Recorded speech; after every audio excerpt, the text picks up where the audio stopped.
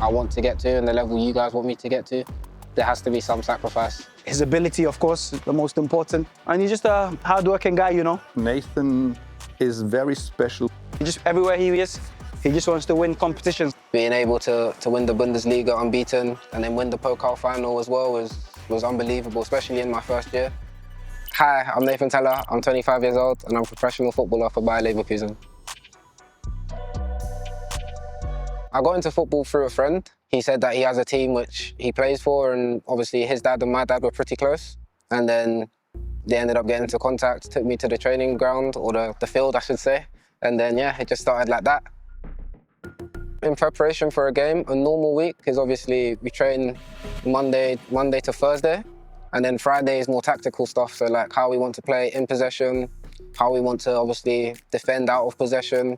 But then obviously once that is finished, I'll then go in the ice bath, go home, do Pilates, relax, watch TV, and then sleep. Pretty straightforward routine. He got where he is as an athlete by working hard. He has good family. His ability, of course, is the most important. And he's just a hard-working guy, you know. So there's no doubt for Nathan that's why he's where he is now. The main thing which inspires me is my family. They've given me so much support growing up. My dad and my mum taken me to all these different games when I was a youth player. Coming home after work, not even eating properly, then coming straight back to take me to football was something I've always said. I always want to repay that. My everyday life, wake up about 8:30, drive to training, which is about 20-25 minutes. But then I'll come in, have a breakfast with the team, do some stretching in the gym, go out onto the pitch, train, come in, and then maybe we'll have gym after training, or we might be free. But then I'll have a German lesson, which I have to do.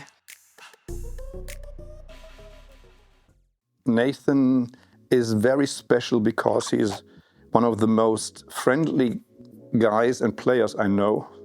Whenever he comes into our room, he not only smiles, he laughs. And even if you are a little bit tired, then you just are in the same good mood as he is. And he's really a down-to-earth player, very modest, and he is really willing to learn. When I was young, is that I was obviously playing to just have fun. I wasn't thinking of where I am today. I was just thinking, I've got the opportunity to play with my friends. I've got the opportunity to have fun. My parents saw it as an opportunity for me to just be out of the house. But that was the main thing, was just to have fun. And I think as I got older, my family and my friends, they both started to understand that, you know, for me to get to the level I want to get to and the level you guys want me to get to, there has to be some sacrifice. I think Nathan is just all about winning trophies, you know. Everywhere he is, he just wants to win competitions. I always want to improve. I always want to get better. I've always got targets, or always set targets which I want to be able to hit or do better than. I always want to give 100% for the team. Even games where I've not played well, I still want to run hard and work hard for the team, because all it takes is one sprint or one tackle or one interception for you to change how the game is. So for me, in those moments, I just try to continue to work hard. Just have a clear image that I want to help the team.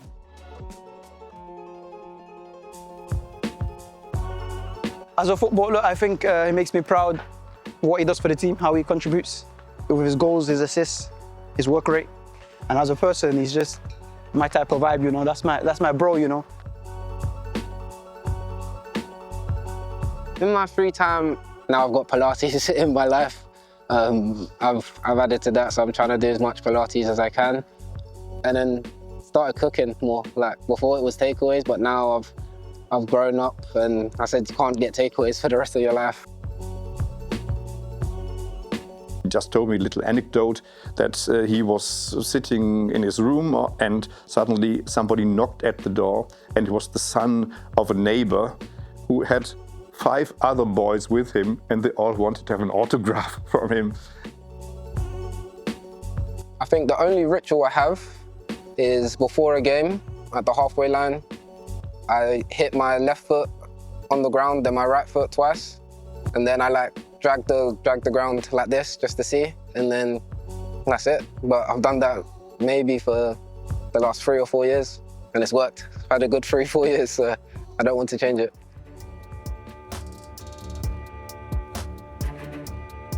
My proudest moment, I have to say last season for me. It's the proudest moment. Being able to win the Bundesliga unbeaten and then win the Pokal final as well was unbelievable, especially in my first year. This was a very special moment when the crowd was running onto the pitch to be close to the players. I ran onto the pitch with the fans because I'd come off. I went straight to Jeremy just to like hug him and to laugh and say like, oh my God, like we've done it. Even when we came off the pitch, like in the change room was probably one of the best experiences I've had in the change room, just parties, dancing, our families were here, and then going up onto the balcony, talking to all the fans, just, you know, they're supporting us for the whole season, and then we're able to give back to them at that last moment was amazing. When, you know, the ref finally blew the last whistle, when Flo scored, it was just a crazy feeling, you know, seeing grown men crying. Leverkusen have never won the Bundesliga before, and it's always going to be part of the history of the club, and it's always going to be a massive part in my life.